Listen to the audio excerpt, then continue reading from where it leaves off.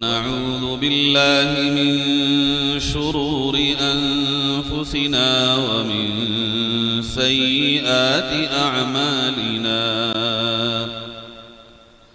मन यहदिहिल्लाहु फला मुदिल्ल लहु व मन युद्लिल्हु फला हादिय लहु ونشهد أن لا إله إلا الله وحده لا شريك له ونشهد أن سيدنا وسندنا وحبيبنا وشفيعنا وإمامنا ومقتدانا ومولانا محمدا عبده ورسوله وبارك وسلم تسليما كثيرا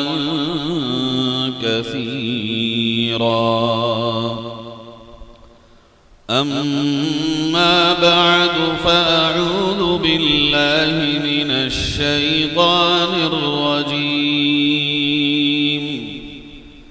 بسم الله الرحمن الرحيم لئن شكرتم لأزيدنكم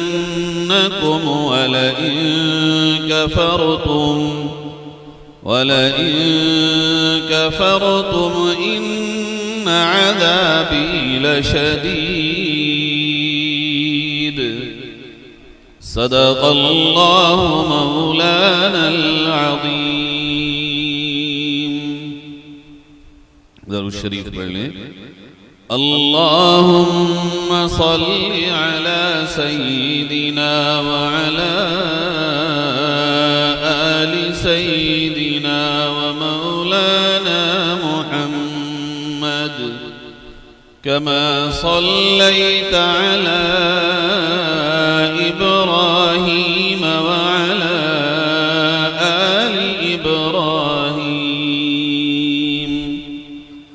إنك حميد مجيد. اللهم بارك على محمد وعلى آل محمد كما باركت على إبراهيم وعلى آل إبراهيم إنك حميد مجيد.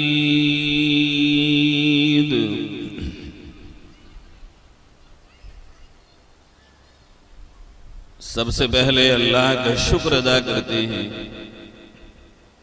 कि उसने हमें और आपको इस मुबारक उन्वान पर इस जलसागाह में आने की तौफीक अता फरमाई और दुआ करते हैं कि परवरदिगार आलम हमारे और आपके जमा होने को कबूल फरमाए. आज 15 अगस्त ये वो तारीखी दिन है कि कई सदियों की मेहनत के बाद और कुर्बानियों के बाद ये दिन हिंदुस्तान के लोगों को देखना नसीब हुआ था. कोई भी कौम जब तक अपने गुजरे हुए कल से नहीं जुड़ेगी और अपनी तारीख से वाबस्ता नहीं होगी, अपने बुजुर्गों और आबा व अजदाद की तारीख से वाकिफियत हासिल नहीं करेगी, वो कौम अपना आने वाला कल कभी नहीं संवार सकती. गुजरा हुआ कल और माजी ये आईना है. हाल और प्रेजेंट हमारा ये प्लानिंग और तैयारी है और मुस्तकबिल हमारे लिए चलने की राह है. और जो कौमें अपने आने वाले मुस्तकबिल को गुजरे हुए कल में देख कर चलते हैं, वो कभी ठोकर नहीं खाते, वो कभी मायूस भी नहीं होते, उनके दिल कभी शिकस्ता नहीं होते, हौसले उनके जवान होते हैं, वो हमेशा आगे की तरफ बढ़ते हैं। इसीलिए रब ताला ने भी कुरान पाक में गुजरी हुई कौमों के किस्से बयान किए, जोड़ा है अल्लाह ने कुरान पाक को माजी से बयान किया है रब ने मुस्तकबिल को। और यही इस दुनिया की रीत भी है कि कौमें कुर्बानियां देती हैं, और जो कौमें अपने बड़ों की कुर्बानियों को जिंदा रखती हैं और याद रखती हैं, उन्हें पता होता है फिर चीजों की कीमत का और उस नेमत की कदर का। और अगर चीजें भूल जाएं तो नेमतों की कदर उनके दिलों से निकल जाती है। आज आजाद हिंदुस्तान में चाहे माहौल जो भी हो, चाहे हालात जो भी हो, मगर हिंदुस्तान आजाद है। ये मुल्क गुलाम नहीं है किसी का। इस मुल्क पे बहुत से हालात आए हैं, ई को थोड़ा कम कर दिया, और इस मुल्क ने बहुत सी चीजें देखी।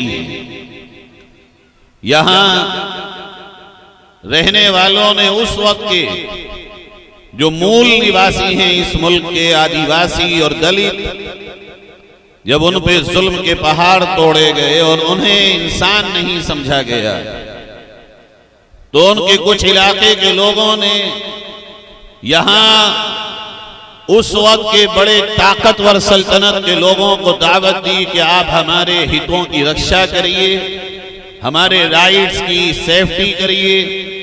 यहां हमें दबाया जाता है और कुचला जाता है।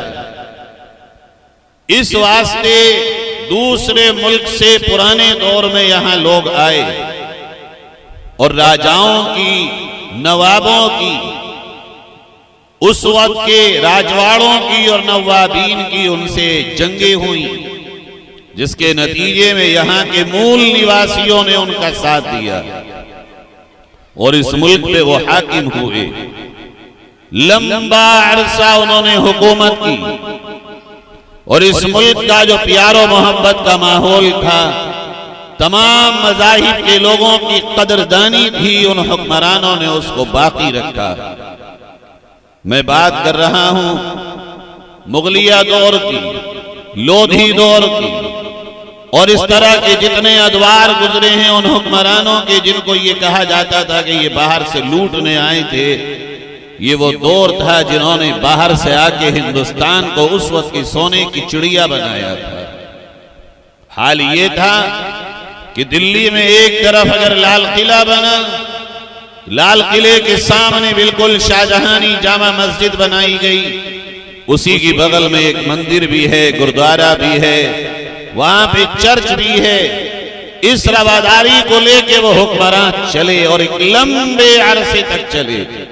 उनके इंसाफ का ये आलम था कि अगर उनके दरबार में कोई कहीं से भी फरियादी पहुंचा, उन्होंने उसकी फरियाद को सुना और सामने जुल्म करने वाला अगर उनका अपना गवर्नर या अपना ही कोई एहलकार या हाकिम या अफसर होता था, उसको सजा मिलती थी और बरसरे आम मिलती थी।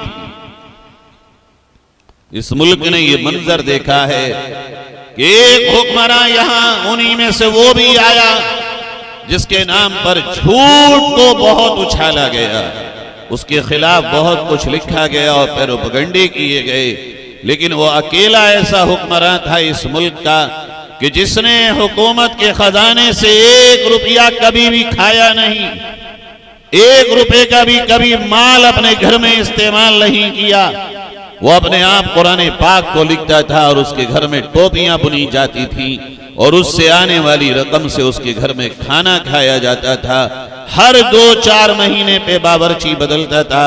जो पूछते थे कि क्यों जा रहे हो, का 4 महीने हो गए उड़द की दाल की खिचड़ी लहसुन की चटनी से खाते हुए, कोई और खाना ही नहीं।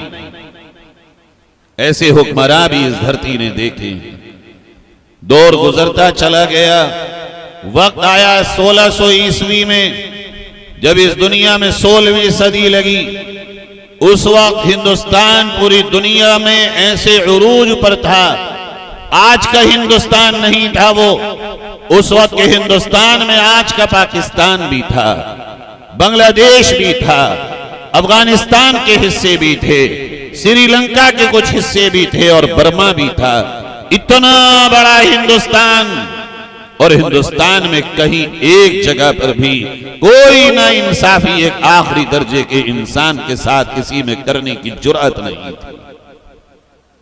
वक्त गुजरता चला गया और इस मुल्क को नजर लग गई, यहां तक कि अंग्रेजों ने ऐसे ही जांच पड़ताल के लिए कि दुनिया में माल कहां है, चलो निकलते हैं शेर के लिए।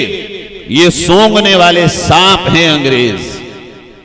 जिस तरह सांप को सूंघ कर पता चल जाता है इंसान की खुशबू से एक सांप है यहां, उस सांप की खासियत यह है कि वो खुशबू सूंघ कर इंसान को काट के ऐसे निकल जाएगा कि उसको पता ही नहीं चलेगा। जब जहर फैल जाएगा और दिल की धड़कनें रुकने लगेंगी और दिमाग काम करना बंद कर देगा, तब पता चलेगा कि सांप ने काट लिया। हम अंग्रेजों की मिसाल उसी ग्रेट सांप से देते हैं कि ये वो सांप हैं जो सूंघते फिरते हैं, कहां पे इनके मतलब की क्या चीज है। आज भी वही और उस दौर में भी वही था। 16वीं सदी लगी, अंग्रेज निकले जांच पड़ताल करने के लिए कि दुनिया में माल कहां ज्यादा है।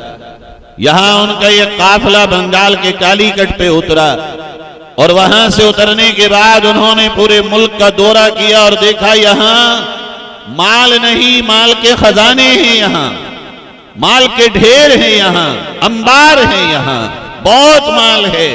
लिहाजा उन्होंने प्लानिंग बनाई और ये तय किया कि भाई हमें यहां पे तिजारत करना चाहिए। वो एक शख्स आया वास्को डी गामा के नाम से, उसकी क़ियादत में अंग्रेजों ने बंगाल की सरजमीन से काम को शुरू किया। चंद सालों में वो वापस चले गए और फिर दूसरी एक टीम आई जिसको हम कहते हैं ईस्ट इंडिया कंपनी। इन्होंने आके बड़े ज़हीन, फतीन और दीनदार और मुंसिफ बादशाह इस मुल्क से जा चुके थे और उस वक्त बादशाह नादान थे जो बैठे हुए थे इस मुल्क के तख्त पर। उनसे आके उन्होंने बात की और ये कहा कि बादशाह सलामत, हम आपके मुल्क को और तरक्की देना चाहते हैं। हम ये चाहते हैं कि हम आपका माल यहां से लेकर के अंग्रेजों के बीच में जाके बेचें और वहां का माल लाके यहां बेचें ताकि आपका मुल्क तरक्की की राह पर और तेजी के साथ चले। बादशाह नादान थे, उन्होंने इजाजत दे दी कि इसमें तो कोई कबाहत नहीं है। आज भी यही हो रहा है चाइना के नाम पर, देसी तमाम सनअतें और पेशे बर्बाद हो रहे हैं, देसी तमाम कमाइयों के जराए बंद होते चले जा रहे हैं और हर चीज टेक्नोलॉजी की तरफ जा रही है। टेक्नोलॉजी में जाने के बाद इंसानों की कीमत जीरो हो जाती है। जो कल का अंग्रेज करता था वो आज का अंग्रेज भी कर रहा है। मैन पावर जीरो करने की कोशिश की जा रही है। कल लोग गलियों में ढूंढते फिरते थे कोई कारपेंटर, पेंटर, वेल्डर मिल जाए हमको। आज कोई तलाश नहीं करता। मार्केट में हर वो चीज जिसकी आपको तलाश है और आप बनवाना चाहते हैं वो बनी बनाई मौजूद है। जाइए और जाने की भी जरूरत नहीं है। आप अपने घर में बैठ के मोबाइल में कोई ऐप खोलिए और अपने घर की चौखट पे मंगा लीजिए। आज भी मूल चीजें और देसी चीजों को खत्म किया जा रहा है और बाहर की चीजों को मुल्क पे थोपा जा रहा है और इसको कहा जा रहा है कि बहुत बड़ा इन्वेस्ट आ रहा है। बहुत अच्छी बात है, लाइए आप, मगर ये कौन सा इंसाफ है कि आपने यहाँ के तमाम पेशों को, तमाम हुनर को, तमाम उन जरायों को बर्बाद कर दिया जाए जो इस मुल्क की जान है, जो इस मुल्क की रीढ़ की हड्डी है। यही हुआ उस वक्त। अंग्रेजों ने आके झांसा दिया कि हम ये करना चाहते हैं। बादशाह ने कहा करिए आप। अब उन्होंने जो उस वक्त के सरमायादार थे, सरमायादार कितने होते हैं, मालदार कितने होते हैं एक मोहल्ले में? 100 में 5, 10, 90 तो गरीब होते हैं कल भी और आज भी। कितने लोग हैं कोठी वाले आपकी सांडी में? 10% से ज्यादा नहीं होंगे। कितने हैं करोड़पति आपके यहां? 10% से ज्यादा नहीं होंगे आपके यहां। कितने अरबपति? 1%। 90% वो लोग हैं जो रोज कमाते हैं, चाहे दुकान पे बैठकर, चाहे हाथ से मेहनत करके, चाहे कोई और काम करके। 90% पब्लिक आज भी वही है जो रोज कमाती है और रोज खाती है, और उस वक्त भी वही थी जो रोज कमाती थी और रोज खाती थी। दौर बदल जाए, इंसान थोड़े ही बदलेंगे। सदियां गुजर जाएं, इंसान तो वही रहेंगे, मुंह तो वही है खाने का, पेट तो वही है। पेट कहां लेके जाएगा कोई? हुआ ये कि उन्होंने जब मेहनतें शुरू की तो उन्होंने गरीबों के पेटों पे लात मारी और अमीरों को खुश किया।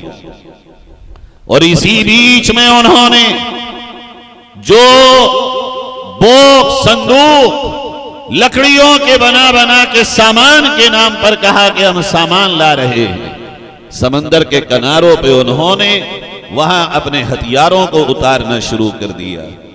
और हथियार आते चले गए। जब बहुत बड़ा जखीरा और बहुत बड़ा उनके पास भंडार हथियारों का हो गया, अब उन्होंने ट्रेनिंग देना शुरू की। वो गरीब आवाम जिसके खाने के लाले पड़ चुके थे, उन्होंने अच्छी तनख्वाहों पर उन्हें नौकरियां दी और कहा आओ हमारे साथ आओ।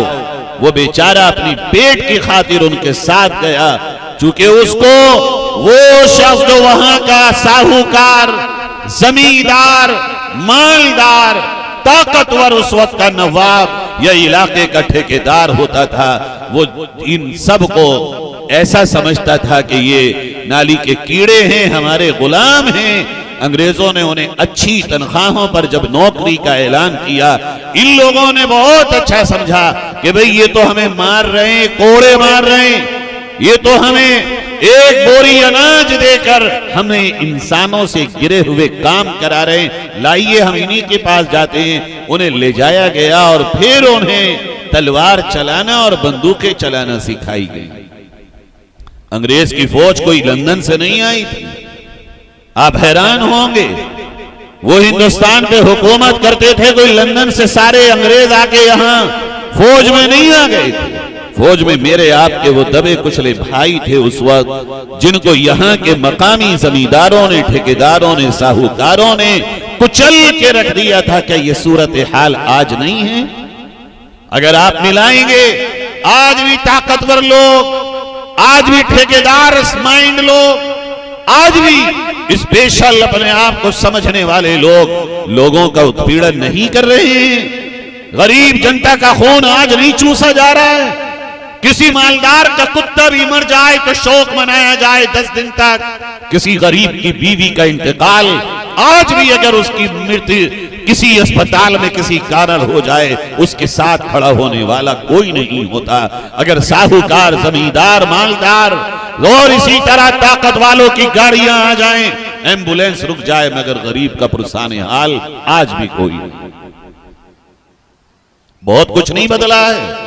बेशक हम आजाद हैं और मालिक का शुक्रिया, हमें आजादी मिली है, मगर आजादाना सोच, वो हमारी फिक्र, वो थॉट, वो हमारी थिंकिंग, जब तक ये माइंड हमारा आजाद नहीं होगा, जब तक मन और हमारा ये दिल आजाद नहीं होगा, जब तक हम इक्वल और समान किसी के अधिकार को कबूल नहीं करेंगे, तब तक हम जिस्म के आजाद हैं मगर मन के आजाद कभी नहीं कहला सकते।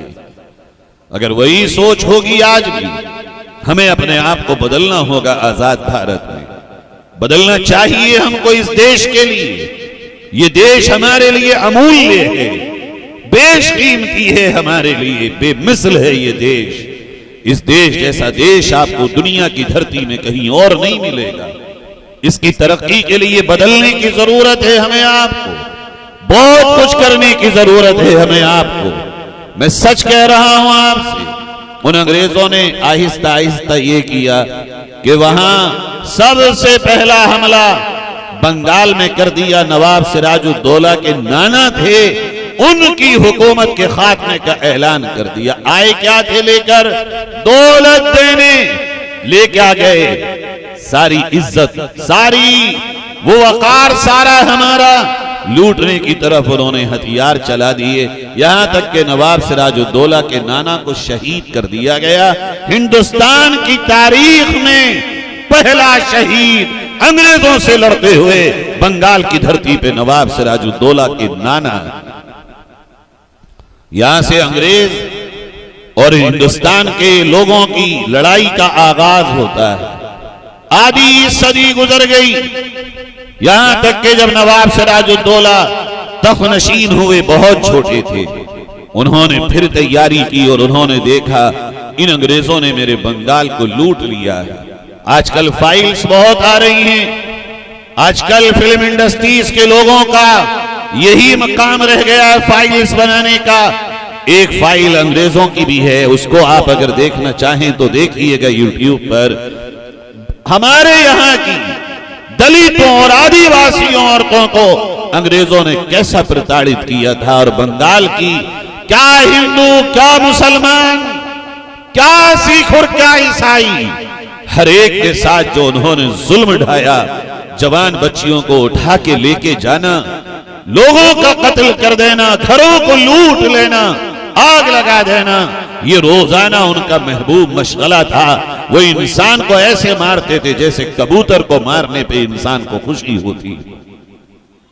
बच्चियों का बलात्कार करते थे, रोजाना उन्हें किसी न किसी घर से बच्ची को उठवाना होता था, रात में उसको लेके जाते थे और सुबह उसका जनाजा उसके बाप के दरवाजे पे फेंक दिया करते थे।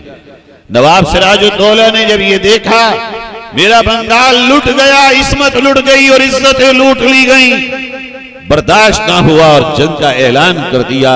का इज्जत के साथ जिएंगे तो जी लेंगे, वरना जामे शहादत पी लेंगे। रोज रोज बेटियों की इस्मतों को इस तरह लुटते हुए देखना, इस तरह बंगाल को उजड़ते हुए देखना हमें बर्दाश्त नहीं है। ऐलान हुआ, जंग हुई, और बंगाल में एक मैदान है, आज भी एक फील्ड है वहां, फुलासी का मैदान, उसमें जंग हुई। वहीं पे इस मुल्क की ये भी बदनसीबी रही कि जहां कोई योद्धा, जहां कोई फ्रीडम फाइटर, जहां कोई मुजाहिदे आजादी अंग्रेजों के खिलाफ बाहर या अंदर के वो लड़ाई के लिए मैदान में उतरता है, तो उसी के साथ चलने वाला कोई ना कोई मुनाफिक और देश का गद्दार भी होता है। यही हुआ, लड़ाई हुई और बड़ी भीषण लड़ाई हुई, बहुत भीषण युद्ध हुआ, भयंकर जंग हुई। अंग्रेजों के हाथ पांव फूल गए।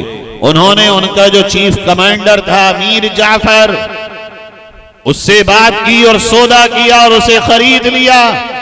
यहां तक के नवाब सिराजुद्दौला ने जब देखा कि काया पलट गई, अब क्या होगा, मीर जाफर चूंकि चीफ कमांडर था, आर्मी चीफ था उनका, उसने देखा कि फोर्स पीछे हट रही है हमारी, और अब हमारी शहादत के अलावा कोई रास्ता नहीं बचा, तो वहां से वो मैदान से दूसरी गली में को बाहर चले गए।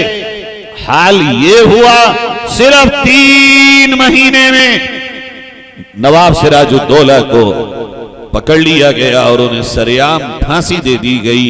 यहां से एक दूसरी दास्तान शुरू हुई। एक देश के लिए लड़ने वाला, देश के लिए कुर्बानी देने वाला, पूरे परिवार के साथ, खानदान के साथ, फैमिली के साथ, कुनबे के साथ, अपनी तमाम तर ताकतों के साथ ये दूसरा योद्धा था जिसका नाम था नवाब सिराजुद्दौला, और वहीं से देश के गद्दारों की भी बुनियाद पड़ी जिसका नाम था मीर जाफर। एक शहीद हुआ और एक अंग्रेजों के हाथ पे जाके बिका। सिराजुद्दौला देश के लिए शहीद होने वाला दूसरा योद्धा है, और मीर जाफर बिकने वाला इस देश का पहला गद्दार है। अगर इस तारीख को तुम नहीं पढ़ोगे तो कौन पढ़ेगा। बात आगे बढ़ी, अब तो अंग्रेजों के पर निकल आए, पूरा बंगाल उनके हाथ में, लहलहाते फिर रहे हैं, चारों तरफ दंदनाते फिर रहे हैं। आगे बढ़े, अब उन्होंने देखा कि इस मुल्क में और कौन है। लोगों ने आज नफरत के चश्मे लगाकर इस मुल्क की हकीकत को बदलना चाहा है। सदियां गुजर जाएंगी, ये मुल्क नहीं बदलेगा और इसकी तारीख नहीं बदलेगी। कोशिशें करने से ताकत के बल पर तारीखों को नहीं बदला जाता। तारीखें लोगों के सीनों में जिंदा रहती हैं, उनके दिलों में लिख जाती हैं और उनके दिलों में नक्श हो जाती हैं। ये आगे बढ़े, इन्होंने देखा कि एक और योद्धा है, एक और यंग ऐसा किंग है और ऐसा नवाब और राजा है जो किसी से नहीं डरता, वो शेर का शिकारी है। अब अंग्रेज बढ़े इस तरफ, जो ये बंगाल का, ये बेंगलोर का और कर्नाटका का एरिया है, यहां की तरफ उन्होंने रुख किया। जो रास्ते में आता या तो उससे कहते सजदा करो, लिख के दो हमें कौम अंग्रेजों की मातहती में हुकूमत करोगे।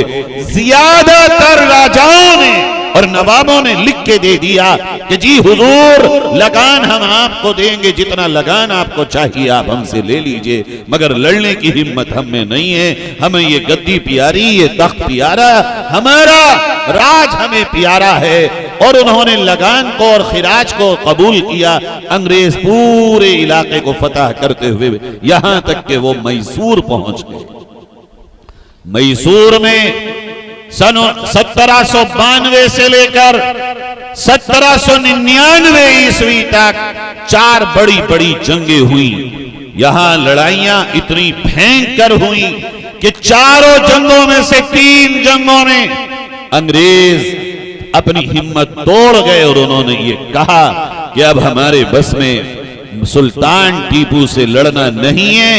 आखिरी लड़ाई से पहले फिर वही हुआ, अंग्रेजों ने दाव खेला और वहां जो एक चीफ कमांडर था, आर्मी चीफ था, सुल्तान टीपू शहीद रहमतुल्लाह अलैह का, उसका नाम था मीर सादिक। उसे 2000 मुरब्बा जमीन का वादा किया गया कि मीर सादिक हमारे साथ आओ, सुल्तान टीपू के साथ क्या मिलेगा तुम्हें, हमारे साथ आओ, हम तुम्हें जमींदारी देंगे, हम तुम्हें पैसा और हम तुम्हें अशरफियां देंगे। फिर एक दूसरा गद्दार भी का इस देश में, जिसका नाम था मीर सादिक। सन 1999 की जब जंग हुई, 1799 की, ये जंग भी बड़ी खतरनाक। इस जंग में सुल्तान टीपू ऐसा बहादुर, जो उसके सामने अंग्रेज का सिपाही या अंग्रेज आता, उसके जिस्म के टुकड़े यूं हवाओं में उछल जाते थे। ऐन वक्त पे जब भीषण युद्ध शुरू हुआ तो वो जो गद्दार था दूसरा देश का मीर सादिक, उसने अपनी फोर्स को जंग आलूद हथियार दे दिए जिन पे जंग चढ़े हुए थे।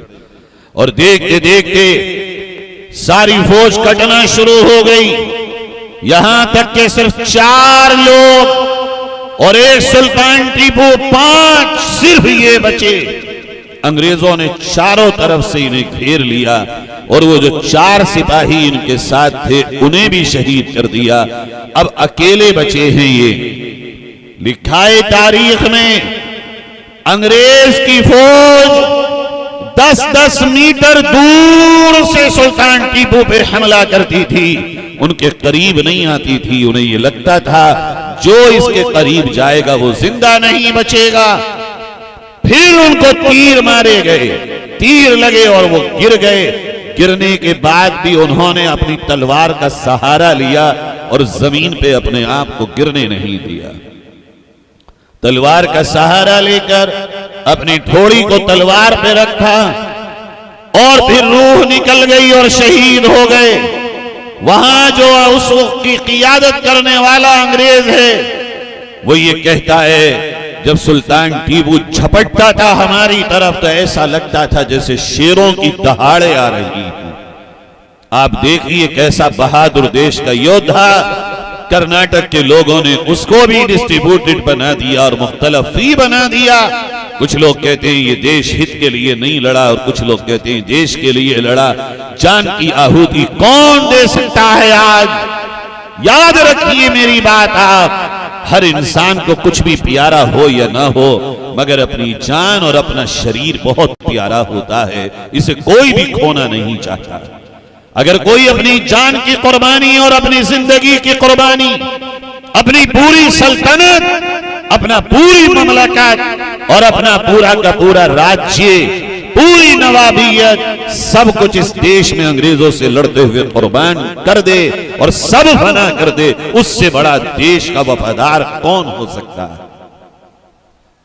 जब वो निकल गई उनकी रूह तो अंग्रेज ने ढेले मार के देखा, करीब जाके नफ्स पकड़ के हिम्मत नहीं हो रही है कि ये मरे या नहीं।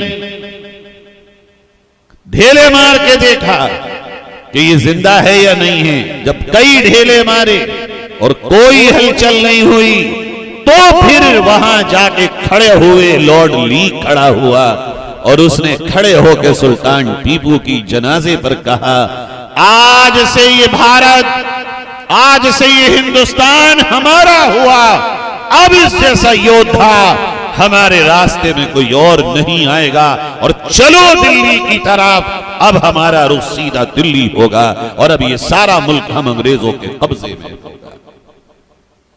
आप समझ रहे हैं, यूं ही मिल गई ये राइट्स, यूं ही हम आजाद हैं आज, यूं ही हमें ये कह दिया गया हमारी मर्जी है हम मजदूरी पे जाएं या ना जाएं। कौन ले जाएगा जबरदस्ती? आज हमारी मर्जी है हम सुबह को किसी के काम पे जाएं या ना जाएं। कौन माई का लाल है जो जबरदस्ती आज भी किसी से मजदूरी करा सकता हो? यह है आजाद हिंदुस्तान और गुलाम हिंदुस्तान का फर्क। गुलाम हिंदुस्तान में आपकी मर्जी नहीं चलती थी। अगर आपसे कहा गया खड़े हो जाओ, खड़ा होना आपका फर्ज था और ड्यूटी थी।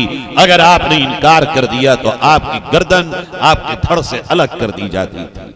आपसे कहा जाता था नहीं खाओगे भूखे पेट रहोगे, आप भूखे पेट रहते थे। ये गुलाम हिंदुस्तान था, ये अंग्रेजों का हिंदुस्तान था जिस वक्त यहां किसी को कोई आजादी नहीं, हर एक उनका गुलाम है, जो वो चाहेंगे आपको करना होगा। ऐसे वक्त में वो चले और कर्नाटक और मैसूर भी उनके हाथ में आ गया। वो 4 साल में मैसूर से लेकर दिल्ली तक जितने इलाके थे सारे अपने कब्जे में लेके 1803 ईस्वी में दिल्ली में दाखिल हो गए। मरहटा फौजें, रोहेलखंड की फौजें, जहां हम और आप बैठे हैं, ये एरिया पता नहीं आपको पता है या नहीं। आज हिंदुस्तान की आजादी में यहां का रोल कोई मामूली रोल नहीं है, बहुत बड़ा रोल है इस इलाके का। सारी फौजें, अब मरहटा फौजें तो हिंदू थी, रोहेला फौजें मुसलमान थी, लेकिन सब ये मानते थे कि इस मुल्क का बादशाह अगर बच गया तो ये मुल्क बचेगा और अगर बादशाही खत्म हो गया तो ये हिंदुस्तान अंग्रेजों के पैरों में आ जाएगा। लड़ाई लड़ी और बड़ी हिम्मत और बड़ी मर्दानगी के साथ लड़ाई लड़ी मरहटा और रोहेला फौजों ने, यहां तक के ताब ना ला सके और अंग्रेज की फौज इतनी हिम्मत के साथ लड़ती थी कि कुचल के रख दिया और पूरी दिल्ली को जनाजों से बिछा दिया। यहां तक लिखा है तारीख में कि दिल्ली की नालियों में उस दिन पानी की जगह खून बह रहा था, नालियां लाल हो चुकी थी। जमुना में गिरने वाले नालों से पानी की जगह खून के नाले गिर रहे थे और आधी जमुना भी लाल हो चुकी थी। ऐसा अंग्रेजों ने खून बहाया और पहुंच गए वहां लाल किले में। लाल किले में जाने के बाद बादशाह से कहा, बादशाह जिंदा रहना चाहते हो या जिंदगी को तमाम करना चाहते हो? अब तुम्हारा कुछ नहीं बचा यहां, मगर हम तुम्हें जिंदा रखना चाहते हैं। आज एक मुआहदे पर दस्तखत करो। कहा कौन सा मुआहदा? का मुआहदा ये है कि ये लिखो आज और इस पे दस्तखत करो कि खल्क खुदा की, मुल्क बादशाह का और हुक्म आज से ईस्ट इंडिया कंपनी का चलेगा। यानी सारी मखलूक तो है ही मालिक की, इसका किसको इनकार? और डुगडुगु की तरह तुम बादशाह रहोगे, मुल्क बादशाह का होगा, मगर जो भी फैसले होंगे, जो भी हुक्म चलेगा, जो ऑर्डर्स चलेंगे, वो सिर्फ हम अंग्रेजों के चलेंगे।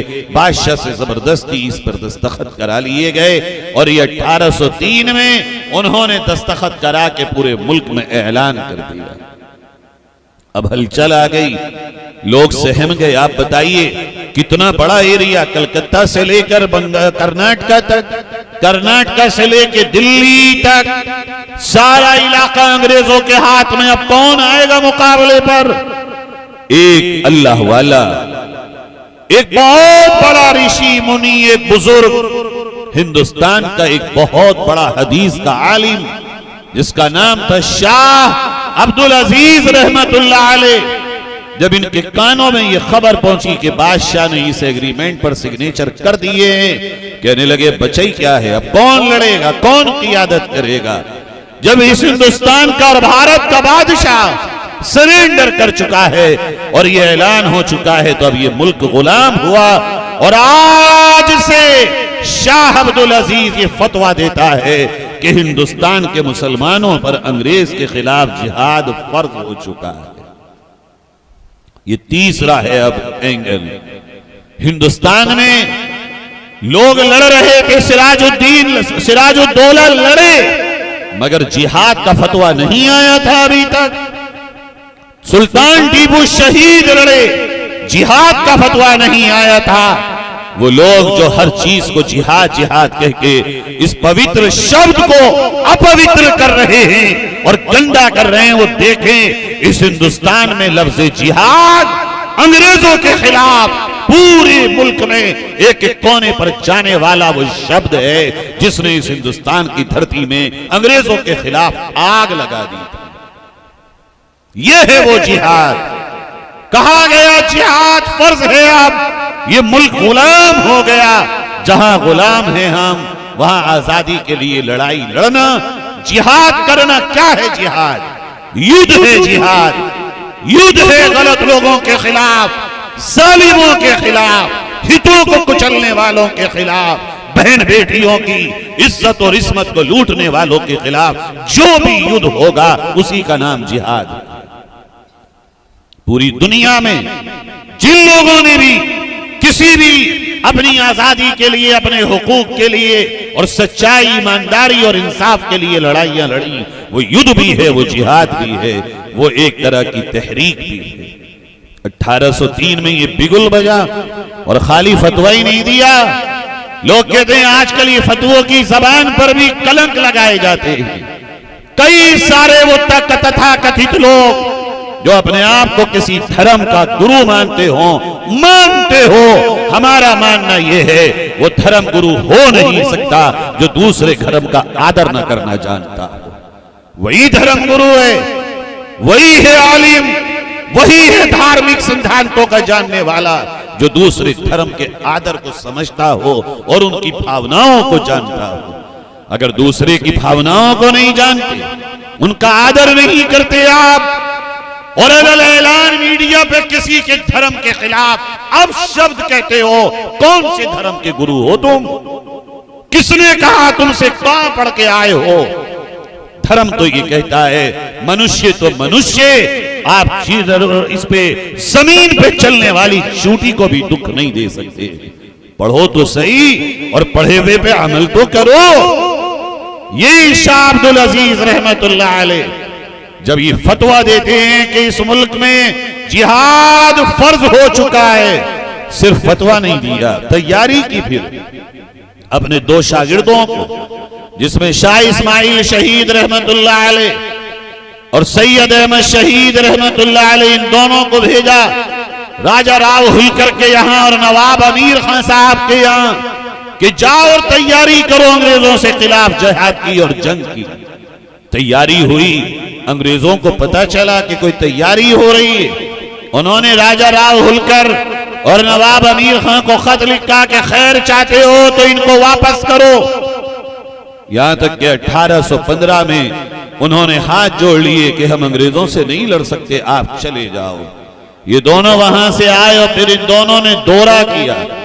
1826 तक दिल्ली से लेकर के रायबरेली तक जितना एरिया है ये, और फिर रायबरेली से लेकर तमाम आगे के जिलों तक इन्होंने दौरा किया और लोगों से कहा लाओ हमें माल दो, अपनी औलादे दो, हम अंग्रेजों से इस मुल्क को आजाद कराना चाहते हैं। हाल ये हुआ कि लोगों ने अपने जवान लड़के दिए, लोगों ने अपने चांदी और सोने के भंडार खोल दिए और 1831 में एक जंग हुई, इन लोगों ने लड़ी बालाकोट के मैदान में। जहां ये सारे के सारे शहीद हो गए चंद के अलावा, और वहां भी गद्दारी की दास्तान लिखी गई।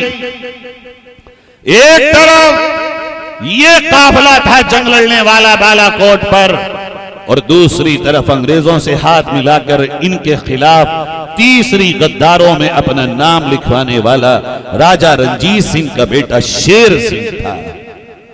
ये तीसरी गद्दारी हुई और शेर सिंह 20,000 फौज लेकर अंग्रेजों की तरफ से हजरत से लड़ने के लिए आया, और ये वहां शहीद हो गए 1831 को। ये तीसरी बड़ी जंग भी पूरी हो गई। ये 3 जंगें हैं जो आपने और आपके बुजुर्गों ने इस मुल्क में लड़ी हैं। उसके बाद वहां के बचे कुचे लोगों ने फिर तैयारी की, और तैयारी होकर के 1857 के जंग का आगाज होने को आया। वो इस तरह हुआ कि अब अंग्रेजों ने ये देख लिया कि हिंदू और मुसलमान एक होने लगे, हर तरफ आवाज आने लगी, अंग्रेज को भगाओ, अंग्रेज को भगाओ। अब इन्होंने ये किया कि हिंदू मुस्लिम दंगे कराओ, तो कारतूसों में इन्होंने सुअर की और गाय की चर्बी को भर के आटे में सुअर और गाय की चर्बी मिलाकर बिकवाना शुरू किया। लोगों को जब ये पता चला कि अंग्रेजों ने ये चाल चली है, तो अंग्रेजों को चाल में कामयाब होने से पहले धड़ाम होना पड़ा, और यहाँ के हिंदू और मुसलमानों ने इस चाल को समझा और अंग्रेजों को नाकाम बना दिया। मुख्तसर ये कि 1857 आई, उसी 1857 की आजादी में आपका सांडी, पिहानी, बिलगिराम और यहाँ के जो राजा थे, और ये रूइया जो आपका इलाका है, मधुगंज आपका इलाका है, शाहजहांपुर, इस पूरे एरिए ने बढ़ चढ़ करके हिस्सा लिया। मौलाना बिलगिरामी के नाम से उस वक्त एक बड़ा नाम मशहूर था। बिलगिराम के सादात का नाम बहुत ऊंचा नाम था, जिन्होंने 1857 की आजादी में हिस्सा लिया। और इसकी जो कली फूटी वो बंगाल के दमदम बारकपुर और मेरठ की छावनी में अंग्रेजों की कली फूटी कि मंगल पांडे ने, और दमदम बारकपुर में सबसे पहले अंग्रेजों के खिलाफ उनके अंदर से बगावत का बिगुल बज गया। फिर पूरे मुल्क में आजादी की जंग छिड़ गई, और ये इतना शानदार युद्ध था। इसी वक्त अंग्रेज वापस जाने का मूड बना रहे थे, फिर गद्दारी हुई, फिर लोगों ने दगा की इस भारत के साथ, और फिर ये हुआ कि हम 1857 भी हार गए, और फिर जो जुल्म का आगाज हुआ है अजीजों, फिर हाल ये था 1857 की चौथी जंगे आजादी के बाद फिर अंग्रेज ऐसे हो गए थे जैसे कातिल हो गए हों, जहां जो मिलता या तो उसको काट देते या उसको जेल में बंद कर देते। यहां तक के लिखने वाले ने लिखा, एक नॉन मुस्लिम हिस्टोरिकल मैन ने लिखा कि इस मुल्क में सारे के सारों का तो अंदाजा मुझे नहीं है, अगर मैं ये कहूं, सेवाराम गुप्त कहते हैं, अगर मैं ये कहूं कि सिर्फ और सिर्फ मुसलमानों का 5 लाख की तादाद में दिल्ली और दिल्ली के आसपास के इलाकों में अंग्रेजों ने कत्लेआम किया था। चूंकि ये उस दौर में मुस्लिम बहुल्य क्षेत्र थे। और फिर तुर्कमान गेट पे जो आज भी वहां है, रामलीला ग्राउंड से आगे हज हाउस के करीब, वहां अंग्रेजों ने फंदा लगाया, फांसी दी गई। जो भी इस देश में आजादी की बात करता या दाढ़ी और टोपी लगाया हुआ मिलता, उसे ले जाते, हाथी पे बिठाते और उसे गले में फंदा डाल के हाथी आगे चला देते। वो तड़प तड़प के यूं, अंग्रेजी में 8 जैसे होता है, यूं मोल मोल हो जाया करता था। ऐसा दुख इस देश ने झेला है। फिर दिल्ली के चांदनी चौक में अंग्रेजों ने एक मैदान था, वहां कई सौ उलमा को और मौलवियों को पकड़ के लाया गया, जिन्होंने जिहाद के फतवे पर अमल किया था अंग्रेजों के खिलाफ। आप कहते हो इन मौलवी मौलवी मौलवी, तारीख को पढ़ो, हिस्ट्री तो पढ़ो कि मौलवियों ने किया क्या है इस देश के लिए। ये चांदनी चौक के मैदान में बोरियों में भरा जाता, सुअर की खालों में भरा जाता उन मौलवियों को, और उसमें भरने से पहले हर एक से ये कहा जाता, कहो अंग्रेज की हुकूमत को इस्लाम से कोई तकलीफ नहीं है, इस्लाम को कोई तकलीफ नहीं है, कहो अंग्रेज के खिलाफ जिहाद करना शरीयत का हुक्म नहीं है। मिस्टर थॉमसन नाम का एक अंग्रेज है, वो लिखता है, मैं हैरान हूं ये मौलवी कौन सी मिट्टी के बने हुए हैं। हम एक को लेके जाते और हमने आग के कढ़ाव और तंदूर लगा रखे थे, हम ले जाके उसमें डालते, वो जल जाता, मर जाता, फिर हम दूसरे को लाते और उससे कहते, देखो हमने इसका ये हशर किया, जल के ये राख हो गया, हड्डियां पड़ी हैं। कहो इस अंग्रेज की हुकूमत हिंदुस्तान में सही है और इसके खिलाफ जिहाद करना ठीक नहीं है। कहते हैं हम दीवाने हो गए, एक मौलवी भी ऐसा ना मिला जिसने हमारी बात मान ली हो। सैकड़ों के सैकड़ों मौलवी को हमने जला दिया, मगर हमारे साथ देने वाला एक भी मौलवी अपनी जान को बचाने के लिए तैयार नहीं हुआ। यह है कुर्बानियात। मुरादाबाद में इसी 1857 के मौके पर वहां के नवाब को और उलमा को, आज भी वहां एक मोहल्ला है, आप देखेंगे जाके, शहीदों की मिट्टी के नाम से गल शहीद, वहीं मस्जिद है पुत्तन शहीद, वहीं कब्रस्तान है शहीदों का। अंग्रेजों ने ये किया, जिन्होंने अंग्रेज की मुखालफत की, नवाब के ये मुजाहिदीन के और वहां के नवाब के एक पैर में उन्होंने एक रस्सी बांधी और दूसरे पैर में दूसरी रस्सी बांधी और घोड़ों को ये अपोजिट साइड चला दिया गया, बीच में से चीर के उनके दो टुकड़े जिंदा के कर दिए, मगर एक भी अंग्रेज का साथ देने के लिए तैयार नहीं हुआ। मर गए, मिट गए, शहीद हो गए, तब जाकर के मेरे भाई ये तारीख बनती है कुर्बानियों की। कोई और लाके तो दिखाए इस तरह कुर्बानियों की दास्तान। इसी तरह एक दो नहीं, सैकड़ों सैकड़ों कुर्बानियों की दास्तानें हैं। आप सोच भी नहीं सकते हैं कि वो दास्तानें जो यहां लिखी गई हैं हिंदुस्तान में तारीख में, वो दास्तानें वो हैं कि अगर आप पढ़ेंगे आज भी आपका दिल हिलने लगेगा। और खाली मुसलमान ही नहीं, या आपके रोहिया के राजा नरपत सिंह, सुना है नाम आपने? कौन कौन जानता है राजा नरपत सिंह को? बताओ, कोई हाथ उठाओ। जानते हो? आप जानते हैं, चचा जानते हैं, बस पूरा ये मजमा नहीं पहचानता।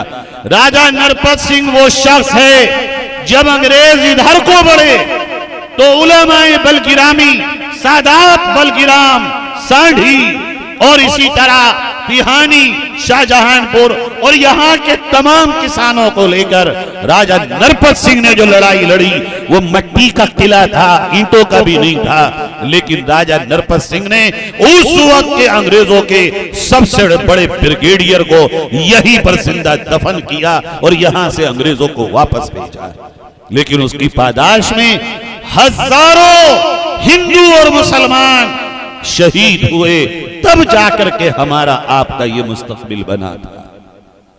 बात और आगे बढ़ी, अब अंग्रेजों ने देखा कि क्या हो, ये तो मानते ही नहीं हैं। अब मैं आपको आपकी तारीख बताता हूं इख्तिसार के साथ बहुत। यहां तक के अंग्रेजों ने अब ये किया कि तमाम मुसलमान और हिंदू और सिखों के बच्चों को अपने अपने स्कूलों में ले जाकर उन्हें क्रिश्चियन बनाना शुरू किया, ताकि वो उनके वफादार और हमदर्द हो जाएं। सबने मेहनत की, मुसलमानों के बड़े उठे और उन्होंने ऐलान किया दारुल उलूम देवबंद के क़ियाम का, और ये कहा, लोगों जिनका बाप, जिनका दादा, जिनका भाई अंग्रेजों से लड़ते हुए शहीद हुआ, उनके बच्चे अंग्रेजों के स्कूल में नहीं जाएंगे, तुम अपने बच्चे हमें दो, हम पढ़ाएंगे, लिखाएंगे, फ्री खिलाएंगे, फ्री पहनाएंगे और आपके बच्चे को अंग्रेजों के खिलाफ मुजाहिद और फ्रीडम फाइटर बनाएंगे।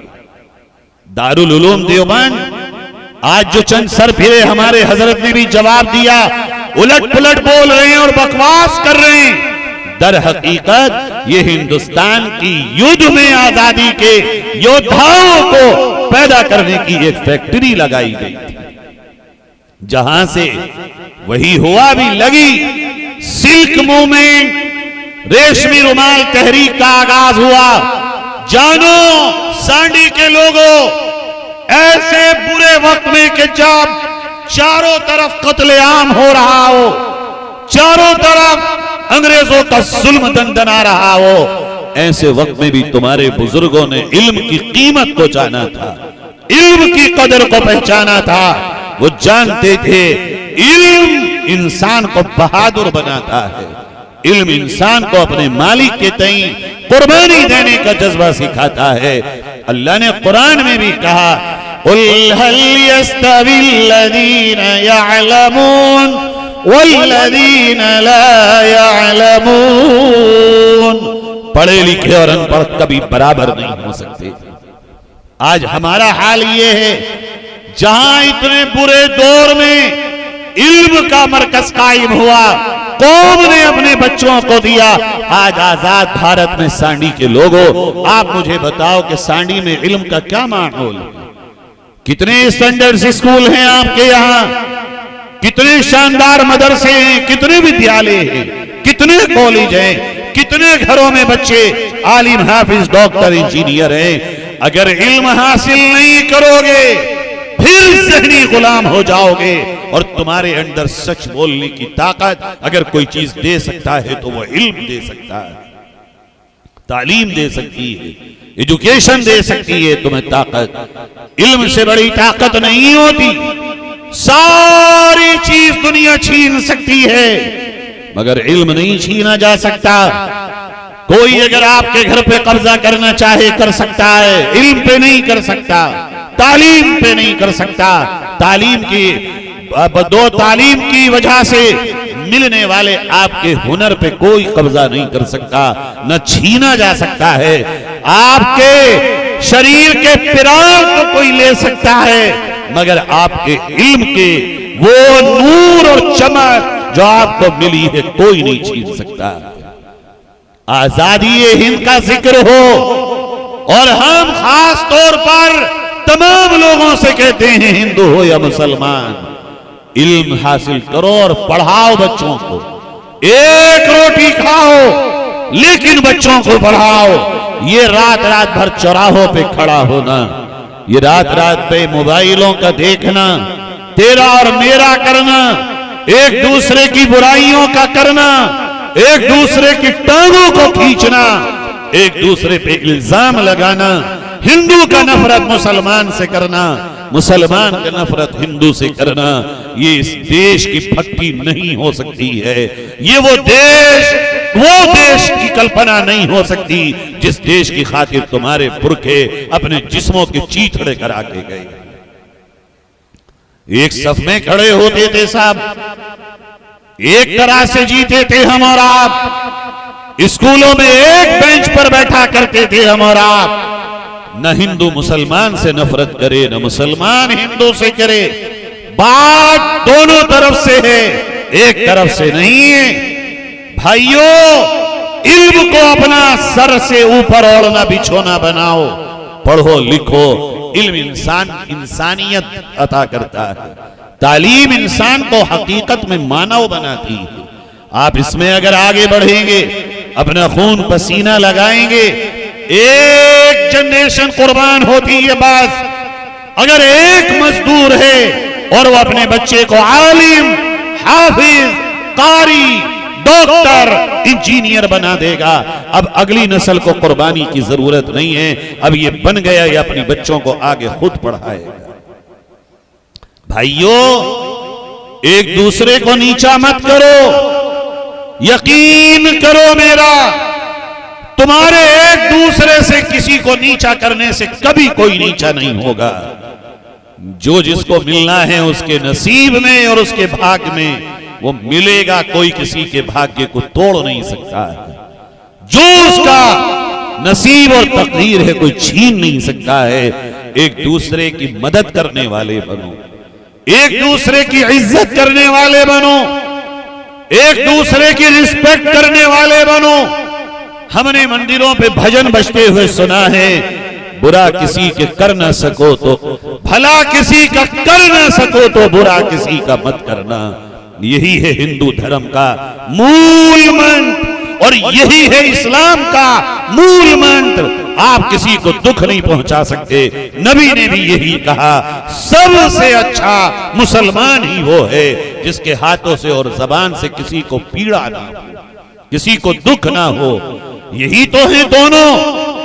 हम बजाते हैं लाउड स्पीकर में और हम माइकों में कह रहे हैं, मगर प्रैक्टिकली अमल कौन करेगा? मैं और आप करेंगे। भला किसी का कर ना सको, बुरा किसी का मत करना, यानी आखिरी दर्जे की बात यह है। होना तो ये चाहिए था भला करो, अगर ये ना कर सको तो बुरा करने का, बिगाड़ने का, पीड़ा देने का, दुख देने का, तकलीफ देने का हक तुम्हें किसने दे दिया है? मेरे प्यारो, बात को आगे बढ़ाता हूं और चंद मिनटों में बात खत्म करता हूं। मेरा वक्त पूरा होने को है और मेरा सफर भी लंबा है। यहां तक के दारुल उलूम देवबंद कायम हुआ और वहां शेखुल हिंद मौलाना महमूदुल हसन देवबंदी रहमतुल्लाह अलैह ने सिल्क मूवमेंट चलाया, जिसको रेशमी रुमाई तहरीक कहा जाता है। और ये चला, अंग्रेजों के हत्थे पत्ते छूट गए। बदकिस्मती से ये राज खुल गया। हजरत जेल में चले गए, माल्टा की जेल से आए, जामिया मिल्लिया इस्लामिया की बुनियाद रखी।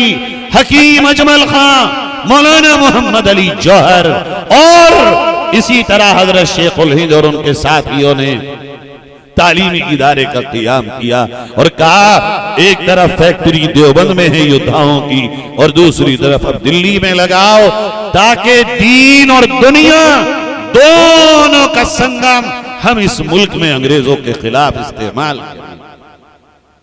फिर ये हुआ, हजरत बीमार हो गए तो हजरत ने कहा कि अगर मैं बीमार हो गया, चला नहीं जाता, मेरी चारपाई उठाओ, मेरा दिल चाहता है मुझे मुल्क में लेके चलो। मैं मुल्क के गली गली में जाके कहूंगा कि अंग्रेज की मुखालफत करो और इनसे जंग करो। हजरत का इंतकाल हो गया। हजरत एक काम करके चले गए, यहां हिंदू और मुसलमानों को एक साथ खड़ा करने के लिए हजरत ने अलीगढ़ के सम्मेलन में बाबू ये गांधी जी का हाथ पकड़कर अपने साथ ये खड़ा करके कहा था, ये नौजवान अफ्रीका से आया है, ये वक्त का पढ़ा लिखा नौजवान है। गांधी जी उस वक्त जवान थे बिल्कुल। और शेखुल हिंद ने कहा, आज से हम इसको महात्मा का लक़ब देते हैं और ये यहां हिंदू और मुसलमान सबकी क़ियादत साथ लेके चलेगा।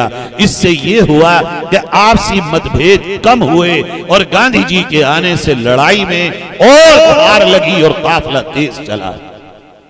गांधी जी ने जब हाथ बढ़ाया आगे, मशवरे हुए, उनके साथ मौलाना आजाद, मौलाना जौहर, मौलाना शौकत और वो जो गांधी कैप कहलाता है, सबसे पहले उस गांधी कैप को सीने देखी कर देने वाली बी अम्मा जो मेरे शहर रामपुर से हैं, ये सब लोग इनके साथ हुए। गांधी जी ने फिर मूवमेंट चलाया, नॉन कोऑपरेशन मूवमेंट, अंग्रेजों का कोई मदद का मामला नहीं होगा। फिर दारुल उलूम से हजरत मदनी ने फतवा दिया, अंग्रेज की फौज में भर्ती होना हराम। फिर गांधी जी ने नमक सत्याग्रह तहरीक चलाई। आपके यहाँ कहीं यहाँ 10-20 किलोमीटर पे कोई नदी बहती है, नमक सत्याग्रह तहरीक में इस नदी पे किनारों पे आपके तमाम देहात के लोगों ने इसी पानी से नमक बना के इस्तेमाल किया, मगर अंग्रेजों का नमक इस्तेमाल नहीं किया था। मैं नाम भूल रहा हूं यहां नदी का। उस नदी में कौन सा बता रहे हैं? करा नदी, ये है, यहां लिखा है किताबों में, हिस्ट्री में। उसके बाद 1928 में नेहरू मोतीलाल नेहरू ने एक रिपोर्ट पेश की कि हम अंग्रेजों के साथ रहकर आजाद होना चाहते हैं। जैसे ही रिपोर्ट आई, मुसलमानों के और हिंदू मुजाहिदीन के दिमाग घूम गए कि ये क्या हो रहा है। उस वक्त जमीयत उलमाए हिंद ने सबसे पहले ये आवाज लगाई, आधी आजादी नहीं चाहिए, हमें पूर्ण आजादी, पूर्ण स्वराज चाहिए। आधी आजादी हमारे किसी काम की नहीं है। सबसे पहला नारा इस मुल्क में पूरी आजादी का जमीयत उलमाए हिंद ने और उसके बुजुर्गों ने दिया। और फिर ये बात आगे चली, जब बात 1937 में आई, उसी से पहले चूंकि एक चर्चा है बहुत, मौलाना जौहर ने 1831 में लंदन में गोलमेज कॉन्फ्रेंस हुई, वहां तशरीफ ले गए। मौलाना जौहर ने वहां अंग्रेजों से कहा, मैं हिंदुस्तान की आजादी का परवाना लेने आया हूं, दोगे तो जाऊंगा, नहीं दोगे तो मर जाऊंगा, यहीं पे कब्र खोदेगी, मगर ऐसे वापस नहीं जाऊंगा जब तक आजादी लिख के नहीं दोगे। 1831 में अल्लाह का करना मौलाना वतन वापस नहीं आए। उस गोलमेज कॉन्फ्रेंस के बाद जनवरी 1831 में वही उनका इंतकाल हो गया। आज उनकी बात हो रही है कि वो पाकिस्तान के हामी हैं, नहीं, 1831 में उनका इंतकाल हो चुका है। और मुस्लिम लीग ने देश के विभाजन की बात 1837 में शुरू की। 1837 में एक नई सोच पनपी जो हमारी सोच नहीं थी, जिन्ना की सोच थी। हमने और हमारे बड़ों ने मुखालफत की। उन्होंने ऐलान किया कि हमें अलग देश चाहिए मजहब और धर्म के नाम पर। देवबंद के बुजुर्गों ने यह कहा कि यह पाप है, ऐसा मत करो, धर्म के नाम पर देश को मत बांटो। ये देश कैसे बच सकता है? हमने पूरे देश के लिए कुर्बानी दी है। मगर मोहम्मद अली जिन्ना नहीं माना, उसके लोग नहीं माने। साथ में हिंदुस्तान की वो क़ियादत जिसने इस मुल्क पे 40 बरस तक हुकूमत की, उसने भी कहीं ना कहीं चूक की। मौलाना आजाद लिखते हैं, मैं गांधी जी के घर से उठा और मैंने ये कहा, गांधी जी आप दस्तखत मत करना हिंदुस्तान के विभाजन पर, भारत की विभाजन पर आप दस्तखत मत करना, हम नहीं बंटने देंगे इस देश को। मौलाना कहते हैं, मुझसे गांधी जी ने वादा किया कि मैं दस्तखत नहीं करूंगा। और कहते हैं 2 घंटे के बाद मेरे पास खबर आई, पंडित नेहरू ने और गांधी जी ने दोनों ने विभाजन पर सहमति बना ली है। कहते हैं मेरा दिल फट गया, हाय ये क्या हुआ, ये पूरा देश हमें चाहिए था, हम एक साथ रहते, ये विभाजन होगा, ये 2 मुल्क नहीं बटेंगे, दिल बट जाएंगे, सोचें बट जाएंगी। जो हमने कमाया है 400 बरस की लड़ाई के बाद, वो सब लुट जाएगा हमारा। जो हम एक साथ चले हैं इस विभाजन के नाम पर, फिर हम 400 साल पहले चले जाएंगे। मौलाना कहते हैं मैं सर पर दौड़ा, गांधी जी के पास गया और मैंने कहा, गांधी जी मान जाइए, हम हैं मुसलमानों की तरफ से तर्जुमान, हम लीग की बात नहीं मानेंगे, आप इसको वापस करिए।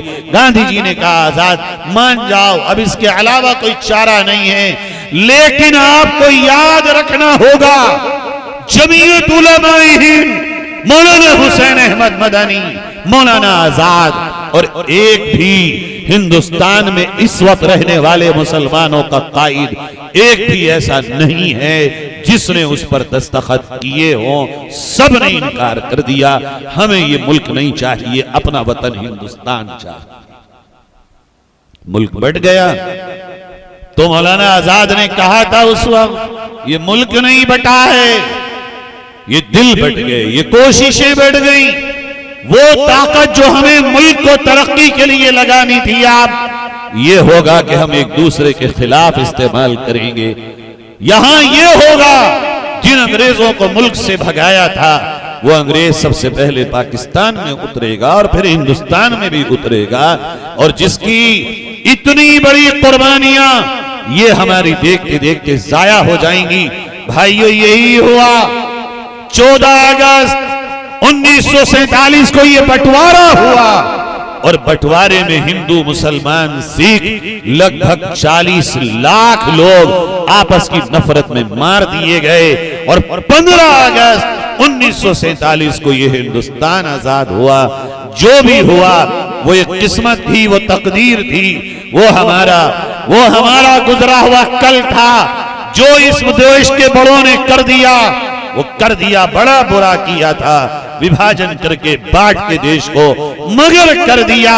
आज 15 अगस्त 1947 से लेकर जो मुल्क हमें मिला है, हमें चाहिए हम मुसलमान, हिंदू, सिख, ईसाई, दलित, आदिवासी, जैनी, बुद्धिस्ट सब मिलकर फिर इसको सोने की चिड़िया बनाएं।